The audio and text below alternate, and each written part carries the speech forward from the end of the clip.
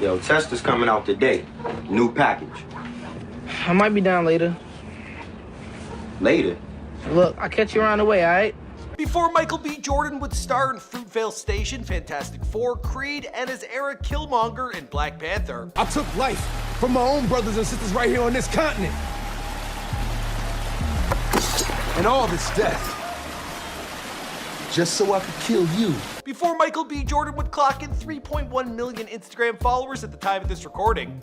I got a lot of requests to slip some numbers to you, and I was like, we're not doing that today. Not today. Before Jordan would get his start in television, appearing in Friday Night Lights, CSI, All My Children, The Sopranos, and The Wire. But some white guy rolls up in the car, waves you down and pays for 8. How many vials you got left? 15. How the f you able to keep the count right? You're not able to do the book problem here. Count be wrong, then f you up. Now, I really feel it goes without saying that there is no relationship between the greatest athlete in the entire world, Michael Jordan, and Michael B. Jordan. In fact, he rocks the B, just to make that clear. But Michael B. Jordan did have his early sights set on making it big in the NBA. He even stated in an early interview, going through elementary school playing on teams against older kids, you hear, oh, you think you're Michael Jordan? You think you can play ball? You can't play ball, but then you start playing and they stop talking.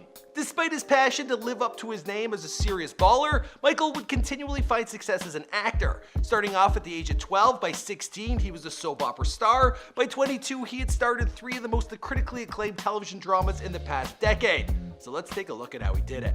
What's going on, guys? My name is Michael McCrutton, documenting the life and career of Michael B. Jordan prior to fame, here for you on Before They're Famous. Now, you guys requested this video, hitting me up in the comment section down below. Let me know if you want me to cover other actors that are in the Black Panther film.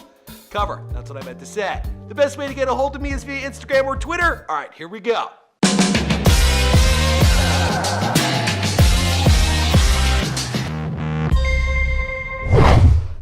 Michael B. Jordan was born after 89 hours of labor on February 9th, 1987 in Santa Ana, California.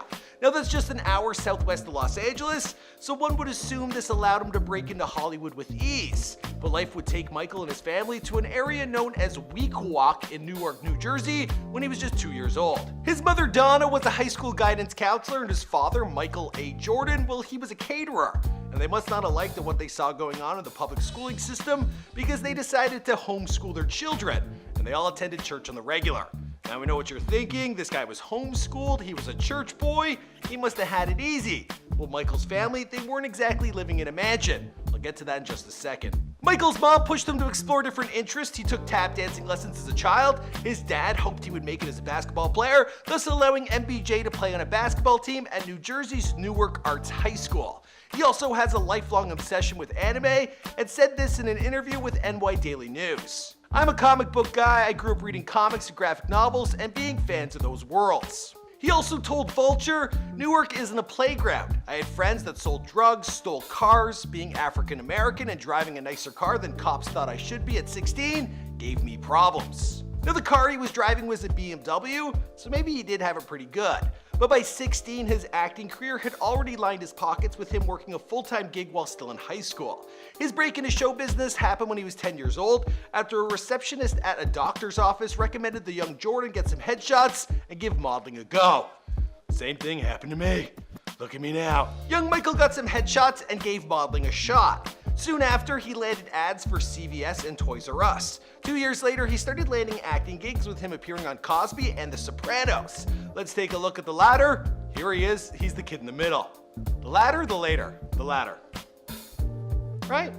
Hey, what you doing? Where you spin? What do you mean? I ain't doing nothing. Yes, you did. You threw that rapper on the floor. Pick it up. Leave me alone. His next big opportunity came in 2001 when he had a principal role in Hardball, a movie about an inner-city baseball team starring Keanu Reeves. By 15, he was playing a recurring character of Wallace on The Wire. I'm saying, this here game, it ain't gonna work for you no more, man. You leaving, you stirred up some shit. The next year, he landed a 3-year gig on All My Children, playing Reggie Porter, a delinquent teen. While filming this role, he was still playing on the high school basketball team and was a little conflicted about his future. In an interview with a local newspaper, he said this: "I love basketball, it's my passion, I play basketball every day. It comes down to what I want to do and what I should do. It's a messed up decision. Now ideally, he had plans to continue playing ball into college, but his acting career was taking off with him landing roles in Without a Trace, Law & Order, Criminal Intent, Cold Case, and Burn Notice. His career had also taken him to Los Angeles. Then in 2009, he joined Friday Night Lights as a quarterback who takes up football to avoid juvie. He still got in some trouble though. Tensions intensify. Keep your personal crap off this field, and you quit letting me down and quit letting the team down. In 2010, he landed a role on Parenthood as a formerly homeless recovering alcoholic.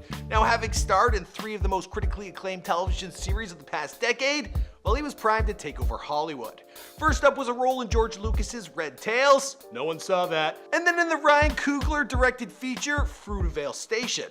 Now, that film is based on a true story, and we saw Michael play the starring role of Oscar Grant, a 22-year-old African-American man killed by police while at an Oakland, California subway station. You shot me, bro. Of course, there was also Creed, where he bulked up huge, and he was offered the role of Dr. Dre in Straight Outta Compton. That was in 2015, and he opted instead to take on the role of the Human Torch in the Fantastic Four. Now, we all know how that turned out, but he would make his return to the Marvel Universe in 2018 with the Black Panther. How is he differentiated from other Marvel villains we've seen? Now, if you've seen that film, let me know your thoughts in the comments down below. This dude has another 4 films scheduled for like 2018 or 2019, and he's gonna try his hand at directing. He's a busy guy. The only other piece of info I could dig up that was a little interesting is that Michael B. Jordan still lives with his mom and dad, where they live with him in his LA mansion. Home-cooked meals. I don't blame him.